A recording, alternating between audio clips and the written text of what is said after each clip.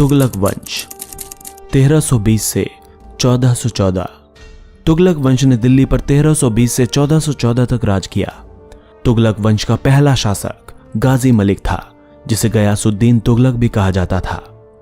वो मूल रूप से तुर्क भारतीय था, जिसके पिता तुर्क और मां हिंदू थी। गयासुद्दीन तुगलक ने 5 वर्षों तक शासन किया और दिल्ली के नजदीक एक नया नगर तुगलकाबाद बसाया। कुछ इतिहासकारों जैसे विंसेंट स्मिथ के अनुसार वो अपने पुत्र जूना खान द्वारा मारा गया। 1325 ईस्वी में दिल्ली की गद्दी प्राप्त की। जूना खान ने स्वयं को मोहम्मद बिन तुगलक के नाम से पेश किया और 26 वर्षों तक दिल्ली पर शासन किया।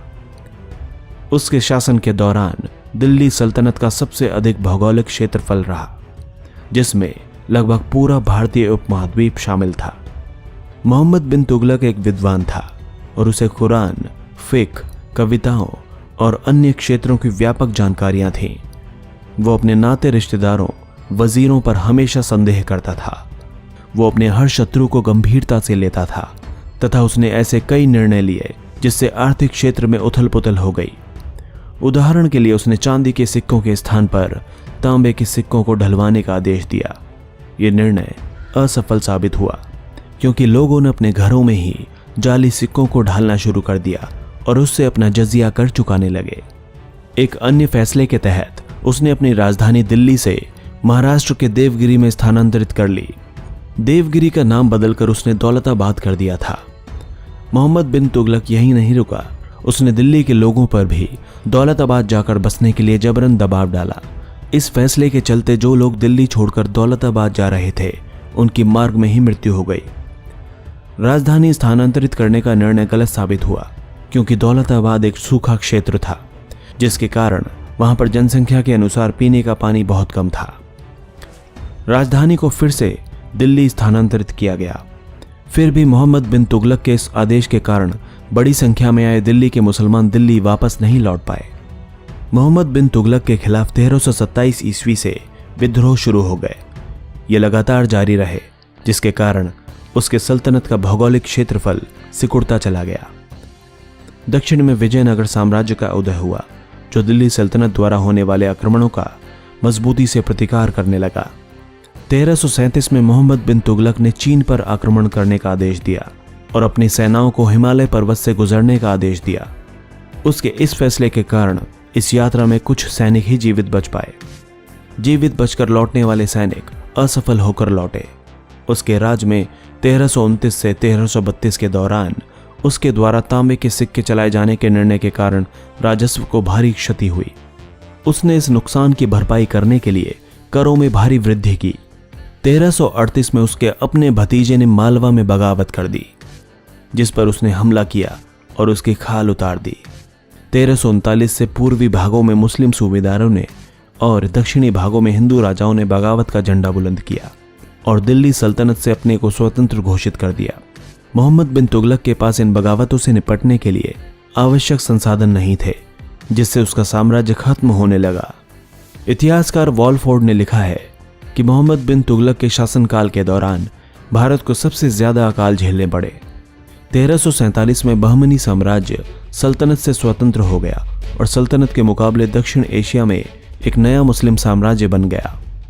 मोहम्मद बिन तुगलक की मृत्यु 1351 में गुजरात के उन लोगों को पकड़ने के दौरान हुई जिन्होंने दिल्ली सल्तनत के खिलाफ बगावत की थी। उसका उत्तराधिकारी फिरोज शाह तुगलक था, जिसने अपने साम्राज्य के पुराने क्षेत्रों को पाने के लिए 1359 में बंगाल के खिलाफ 11 महीने का युद्ध शुरू किया, परंतु फिर भी बंगाल दिल्ली सल्तनत में शामिल न हो सका। फिरोज शाह तुगलक ने 37 वर्षों तक शासन किया। उसने अपने राज्य में खाद्य पदार्थ की आपूर्ति के लिए व अकालों को रोकने के लिए यमुना नदी से एक सिंचाई हेतु नहर बनवाई। एक शिक्षित सुल्तान के रूप में उसने अपना एक संस्मरण लिखा। इस संस्मरण में उसने लिखा कि उसने अपने पूर्ववर्तियों के उलट अपने राज्य में यातना देना बंद कर दिया है। इसके साथ ही उसने सभी तीनों स्तरों पर करों व जजिया को बढ़ाकर अपने पूर्ववर्ती शासकों के उन फैसलों पर रोक लगा दी जिन्होंने हिंदू ब्राह्मणों को जजिया कर से मुक्ति दी थी।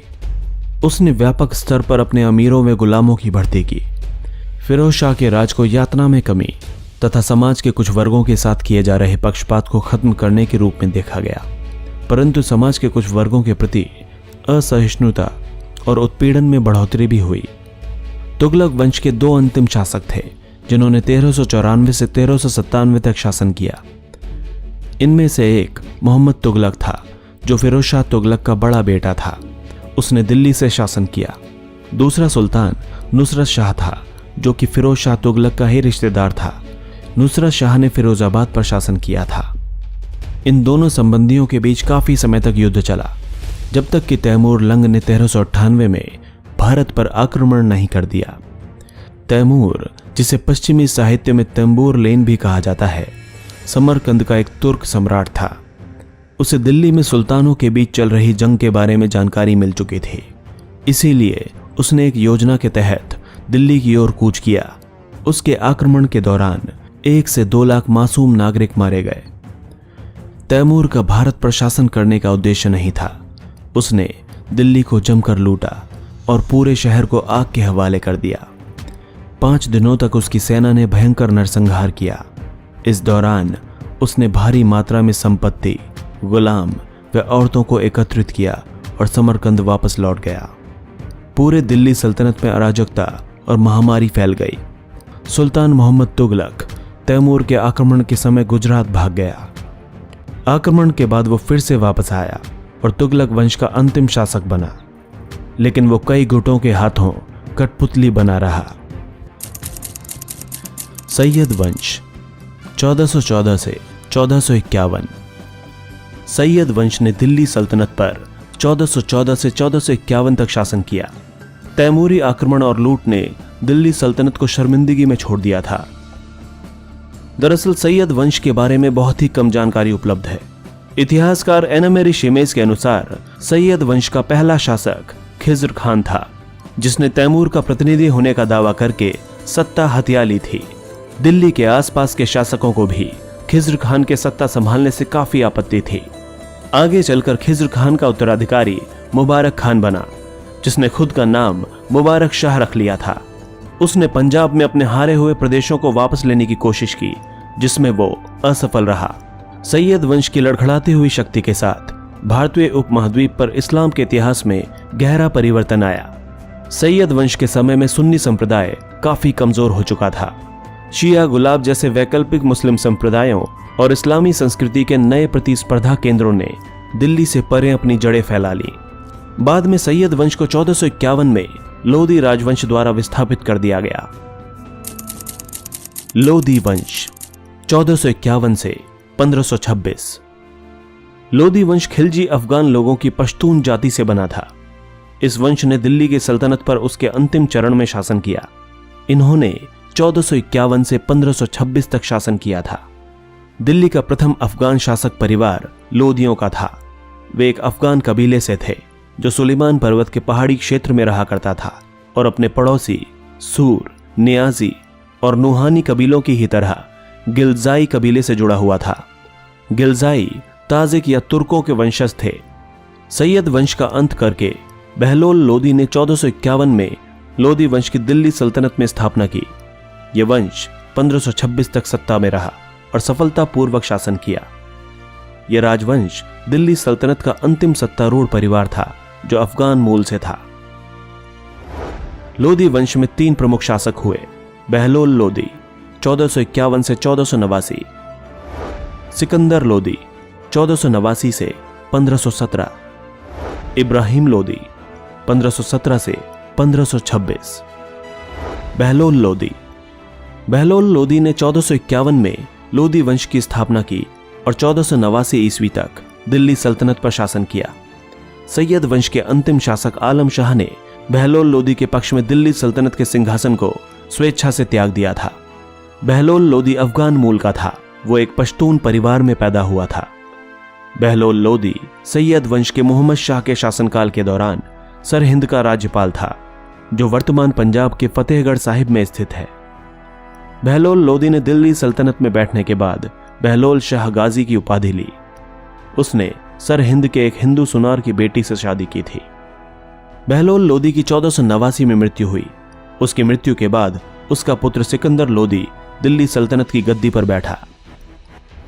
सिकंदर लोदी 1489 से 1517। 1489 में बहलोल लोदी की मृत्यु के बाद सिकंदर लोदी दिल्ली सल्तनत का उत्तराधिकारी बना और लोदी राजवंश का दूसरा शासक बना। उसके बचपन का नाम निजाम खान था, लेकिन सत्ता संभालने के बाद उसने अपना नाम सुल्तान सिकंदर शाह रख लिया, जो बाद में सिकंदर लोदी के नाम से प्रसिद्ध हुआ।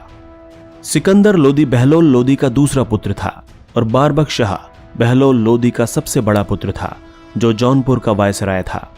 सिकंदर लोदी ने बंगाल, बिहार, चंदेरी, अवध व बुंदेलखंड के राजाओं पर नियंत्रण करके दिल्ली सल्तनत को दोबारा स्थापित करने का प्रयास किया। उसने भूमि मापन के लिए प्रमाणिक पैमाना गजे सिकंदरी का प्रचलन किया। 1503 में आगरा शहर बसाया और 1506 में अपनी राजधानी दिल्ली से आगरा ले गया। उसने ग्वालियर के किले पर 5 बार आक्रमण किया, लेकिन राजा मानसिंह ने उसे हर बार हराया। सिकंदर लोदी की मृत्यु 1517 में गले की बीमारी की वजह से हुई। उसके बाद उसका बेटा इब्राहिम लोदी शासक बना। इब्राहिम लोदी 1517 से 1526। इब्राहिम लोदी सिकंदर लोदी का सबसे छोटा बेटा था। सिकंदर लोदी की मृत्यु के बाद इब्राहिम लोदी 1517 में राजगद्दी पर बैठा और 1526 तक दिल्ली सल्तनत पर शासन किया। वो लोदी राजवंश का अंतिम राजा और दिल्ली सल्तनत का अंतिम सुल्तान था। इब्राहिम लोदी एक साहसी राजा था। उसके शासनकाल में बहुत से विद्रोह हुए थे। जौनपुर और अवध में विद्रोह का नेतृत्व दरिया खान ने किया। दौलत खान ने पंजाब में विद्रोह किया। 1518 में खतौली की लड़ाई में उसे राणा सांगा के हाथों पराजित होना पड़ा। उसका जमींदार व चाचा आलम खान काबुल भाग गया, जिसके चलते बाबर को भारत पर हमला करने का मौका मिल गया।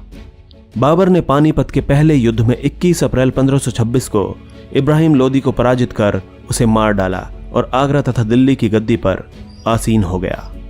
1526 में पानीपत की लड़ाई के बाद बाबर ने मुगल वंश की स्थापना की, जिसने आने वाली कई शताब्दियों तक भारत पर राज किया और इस तरह दिल्ली सल्तनत का अंत हुआ।